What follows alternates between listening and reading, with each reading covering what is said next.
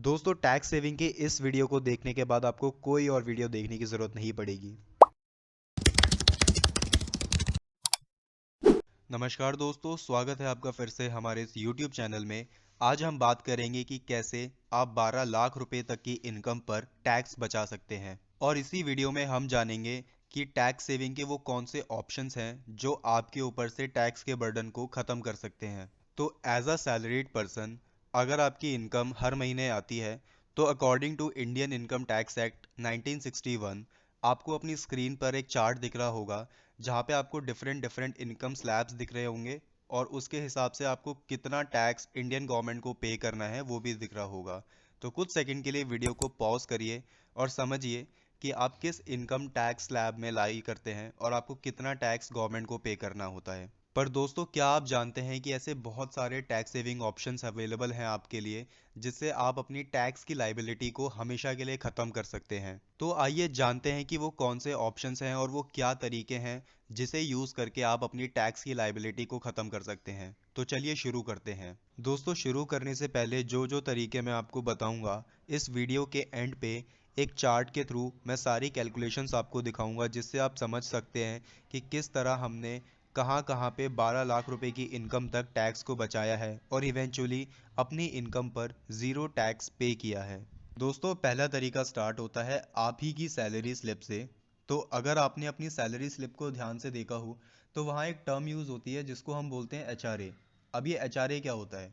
तो एचआरए का full form होता है हाउस रेंट अलाउंस, जो आपकी सीटीसी का 20 से 30% तक हो सकती है, जिसका यूज़ करके आप मंथली की 5,000 से 10,000 तक की रेंट स्लिप बना सकते हैं और एज अ एक्सपेंस आप उसको शो कर सकते हैं। अच्छा, यहाँ एक छोटी सी ट्रिक है जहाँ गवर्नमेंट अलाउ करती है कि एक इंडिविजुअल अपने पेरेंट्स को रेंट दे सकता है। तो इसका हम फ़ायदा उठा सकते हैं क्योंकि लेते हैं मेरे पेरेंट्स मुझसे रेंट लेते हैं, नहीं करते मुझसे प्यार। तो ये एक कंडीशन होती है जहाँ पे हम इसका यूज़ कर सकते हैं।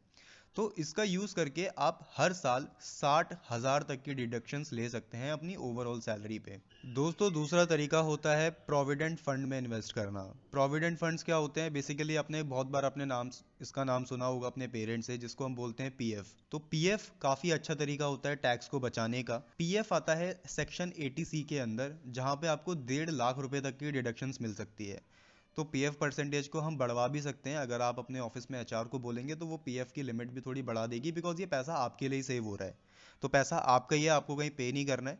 बस आप पीएफ के अंदर एज अ इन्वेस्टमेंट आप 1.5 लाख रुपए तक एक साल में इन्वेस्ट कर सकते हैं, तो आपको एक अच्छा खासा डिडक्शन मिल जाता है। दोस्तों अब बात करेंगे तीसरे और सबसे अच्छे तरीके के ऊपर, जो कि है ईएलएसएस फंड्स। तो ईएलएसएस म्यूचुअल फंड्स होता क्या है बेसिकली?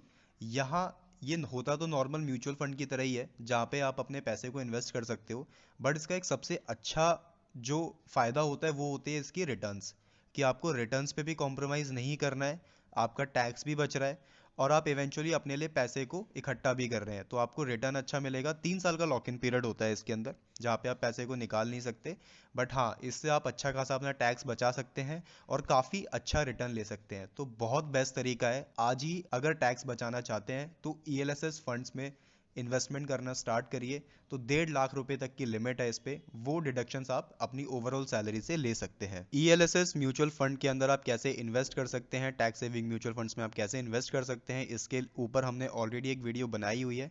मैं आई बटन पे इसका लिंक अटैच कर दूंगा। इस वीडियो को देखने के बाद आप उस वीडियो को जाकर देख सकते हैं। दोस्तों चौथा तरीका है सेक्शन 80C इन्वेस्टमेंट, जहां पे आप पीपीएफ के अंदर यानी पब्लिक प्रोविडेंट फंड के अंदर पैसे को इन्वेस्ट करके एक डिसेंट इंटरेस्ट लेके अराउंड 5 to 6% का आप वहाँ पे 1.5 लाख तक की डिडक्शंस ले सकते हैं। इसी के साथ इसी सेम सेक्शन के अंदर यानी 80C सेक्शन के अंदर आप लाइफ इंश्योरेंस प्रीमियम भी ले सकते हैं और अपना कवर लेके आप टैक्स में डिडक्शन भी ले सकते हैं। तो ये भी काफ़ी अच्छा तरीका है पीपीएफ में इन्वेस्ट करना या फिर एक लाइफ इंश्योरेंस प्रीमियम लेना।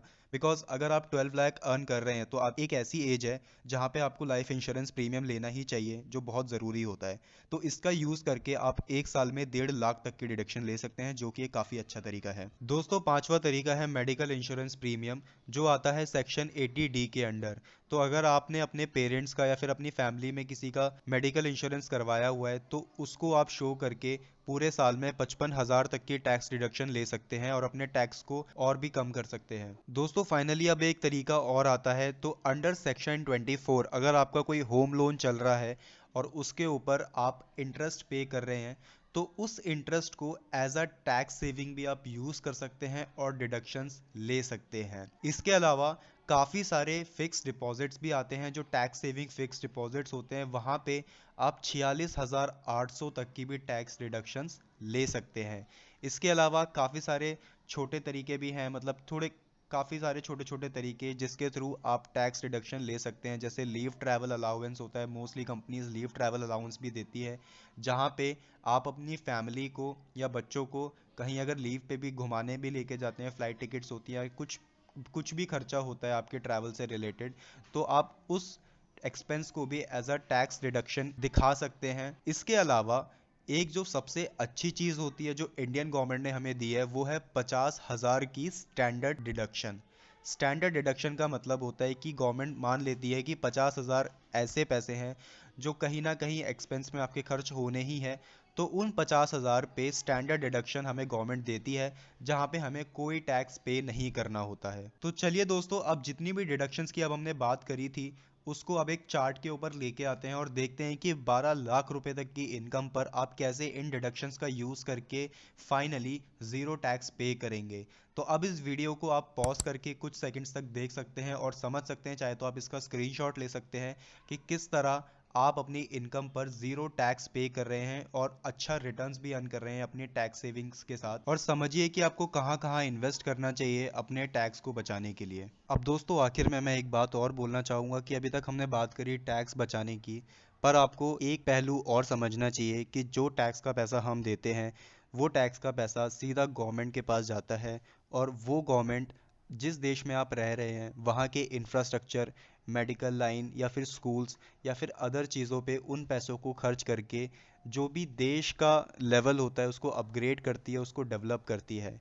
तो आप हमेशा कोशिश करें कि कुछ ना कुछ पैसा आप टैक्स में ज़रूर दें। ऐसा नहीं कि आप सारा टैक्स बचाएं, बट हाँ, जैसे जैसे आपकी इनकम बढ़ती जाएगी ये डिडक्शंस भी आपके लिए कम होती जाएगी, तो कभी ना कभी आपको तो टैक्स देना ही पड़ेगा।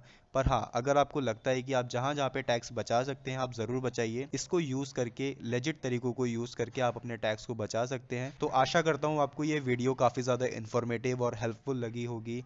अगर आपको ये वीडियो पसंद आई तो प्लीज़ हमारे चैनल को सब्सक्राइब करिए ऐसी और भी अच्छी वीडियोस देखने के लिए, और जाने से पहले इस वीडियो को लाइक करके जाइए और अपने फ्रेंड्स और फैमिली के साथ शेयर करिए। धन्यवाद।